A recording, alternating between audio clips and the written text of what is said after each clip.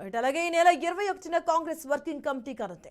5 రాష్ట్రాల ఎన్నికల ఫలితాలు, భవిష్యత్ కార్యాచరణపై చర్చించనున్నారు.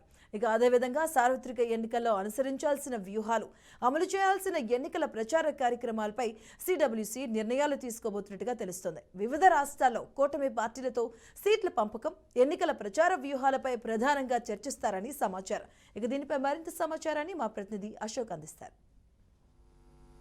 ఈ నెల 21న కాంగ్రెస్ వర్కింగ్ కమిటీ సమావేశం కాబోతుంది. ప్రధాన ఉద్దేశము 5 రాష్ట్రాల ఎన్నికల ఫలితాలు, 2024 సార్వత్రిక ఎన్నికల ఎజెండాగా ఈ సమావేశం జరగబోతున్నట్లు కాంగ్రెస్ వర్గాలు చెప్తున్నాయి. ఈ సమావేశానికి సిడబ్ల్యూసీ మెంబర్తో పాటు వివిధ రాష్ట్రాలకు సంబంధించిన పిసిసి ప్రెసిడెంట్, ఆయా రాష్ట్రాల కాంగ్రెస్ పాలిత రాష్ట్రాల ముఖ్యమంత్రులు కూడా ఈ సమావేశానికి హాజరవుతారంటూ కాంగ్రెస్ వర్గాలు చెప్తున్నాయి.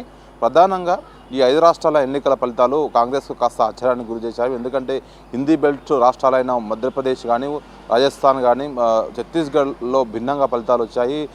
కాంగ్రెస్ పార్టీ 2 రాష్ట్రాల్లో విజయం సాధిస్తుందనుకుంటే అందులో పరాజయం చెందింది. ముఖ్యంగా ఘోర పరాజయం అనుకో చెప్పాలి. సో దీనికి ఎందుకు ఈ విధంగా పార్టీ ఓడిపోవాల్సిన పరిస్థితి వచ్చింది? ముఖ్యంగా మధ్యప్రదేశ్, ఛత్తీస్గఢ్లో ప్రభుత్వం ఏర్పాటు చేస్తామని ధీమా వ్యక్తం చేసిన కాంగ్రెస్ పార్టీ ఎందుకు అక్కడ ఓడిపోవాల్సిన గల కారణాలు లేదని దానిపైన ఈ సిడబ్ల్యూ సమావేశంలో చర్చించబోతున్నారు. మరోపక్క రాజస్థాన్కి సంబంధించిన అంశం కూడా వాళ్ళు చర్చించబోతున్నారు. సో ప్రధానంగా 2024 సార్వత్రిక ఎన్నికల్లో ఈ రాష్ట్రాలు అత్యంత ప్రధానమైన రాష్ట్రాలు మధ్యప్రదేశ్, రాజస్థాన్, ఉత్తరప్రదేశ్, విధంగా ఛత్తీస్గఢ్ లాంటి రాష్ట్రాలు చాలా ఎక్కువగా ఎంపీ సీట్లున్న స్థానాల రాష్ట్రాలు. సో ఇక్కడ పార్టీ గట్టిగా స్ట్రాంగ్ ఉంటేనే ఫలితాలు మంచిగా వస్తాయంటూ కాంగ్రెస్ వర్గాలు చెప్తున్నాయి. కానీ మొన్న వచ్చిన ఫలితాలు దానికి భిన్నంగా ఉన్నాయి కాబట్టి ఎలా కార్యాచరణ రూపొందాలనే దానిపైన ప్రధానంగా ఈ సమావేశంలో చర్చించబోతున్నారు. మరోపక్క రాహుల్ గాంధీ భారత్ జోడో యాత్ర ద్వారా దేశవ్యాప్తంగా కాంగ్రెస్ పార్టీలో కొత్త జోష్ వచ్చింది.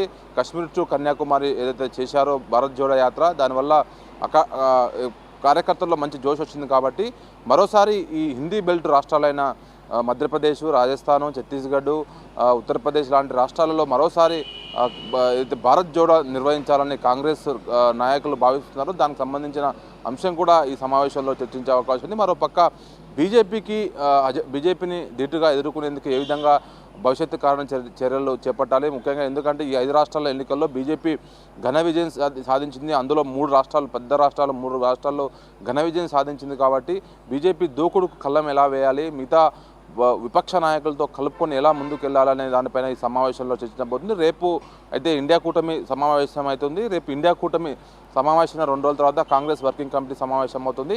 సో ప్రధానంగా ఈ మొత్తం దేశవ్యాప్తంగా ఉన్న అనేక సమస్యలు, ప్రజా సమస్యలు, ప్రజా పోరాటాలు, విధంగా అధిక ధరలు, పెట్రోల్ డీజిల్ ధరలు పెరిగాయి, అదేవిధంగా గ్యాస్ ధరలు పెరిగాయి. వీటన్నిటిపైన రీసెంట్గా పార్లమెంట్ అటాక్ సంబంధించిన దాడి, వీటన్నిటిపైన కూడా సిడబ్ల్యూసీతో చర్చించే అవకాశం ఉంది. సో ప్రధాన ఎజెండా మాత్రము భవిష్యత్ కార్యాచరణ, 2024 సార్వత్రిక ఎన్నికల వ్యూహంపైనే ఈ సమావేశం జరుగుతున్నట్లు కాంగ్రెస్ వర్గాలు చెప్తున్నాయి. కెమెరామెన్ సందేశ్తో అశోక్, బీఆర్కే న్యూస్, న్యూఢిల్లీ.